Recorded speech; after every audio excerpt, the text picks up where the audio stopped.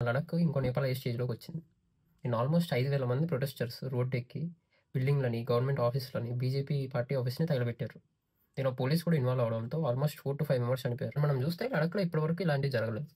కొంచెం back స్టోరీకొస్తే article 370 తీసేసిన తర్వాత Jammu and Kashmir, Ladakh 2 union territories అయ్యాయి. కానీ జమ్మూ అండ్ కాశ్మీర్‌కి అసెంబ్లీ ఉంటది. ఓ సీఎం ఉంటుంది. కానీ లడఖ్ మాత్రం డైరెక్ట్ సెంట్రల్ కంట్రోల్‌లో ఉంటది. ఇక్కడ ప్రొటెస్ట్ చేసే వాళ్ళకి 4 డిమాండ్‌లున్నాయి. ఫస్ట్‌దేమో లడఖ్‌ని ఒక సెపరేట్ స్టేట్‌గా మార్చాలి. సెకండ్ ఏమో లడఖ్‌ని 6థ్ షెడ్యూల్‌లో ఇంక్లూడ్ చేయాలి. And third separate public commission ఉండాలి యూత్‌కి జాబ్స్ కోసం. అండ్ ఫోర్త్ ఇప్పుడు ఒక పార్లమెంట్ సీట్ ఉందో దాన్ని 2 చేయాలి. అండ్ ఇక సెంట్రల్ గవర్నమెంట్ కూడా లాస్ట్ 2 డిమాండ్స్ కన్సిడర్ చేస్తుంది. ఒకటి కమిషన్ పెట్టాలి జాబ్స్ కోసం. ఇంకో పార్లమెంట్ సీట్. కానీ ఫస్ట్ 2 మాత్రం బేస్‌లెస్. ఎందుకంటే లడఖ్ పాపులేషన్ 3,00,000.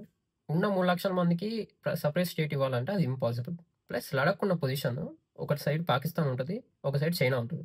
అండ్ ఇలాంటి పొజిషన్‌లో సెపరేట్ స్టేట్‌హుడ్ ఇస్తే మళ్ళీ జమ్మూ అండ్ కాశ్మీర్ రిపీట్ అవుతది. నేషనల్ సెక్యూరిటీకి చాలా పెద్ద రిస్క్ ఇది. అండ్ ఇంకోటి ఇంక్లూజన్ ఇన్ 6థ్ షెడ్యూల్. 6థ్ షెడ్యూల్‌లో ఒకవేళ దీన్ని పెడితే లోకల్ బాడీస్‌కి ఫుల్ పవర్ వచ్చేస్తది. సెంట్రల్ గవర్నమెంట్ రూల్స్ ఏవి ఇక్కడ పనిచేయవు. అండ్ అలాగే బయటున్నోళ్ళు ఎవరు ఇక్కడికొచ్చి ఇన్వెస్ట్‌మెంట్స్ కానీ, ల్యాండ్స్ కానీ కొనలేరు. లడఖ్ లాంటి స్ట్రాటజిక్ లొకేషన్‌లో ఇది తేవడం అనేది ఇంపాసిబుల్.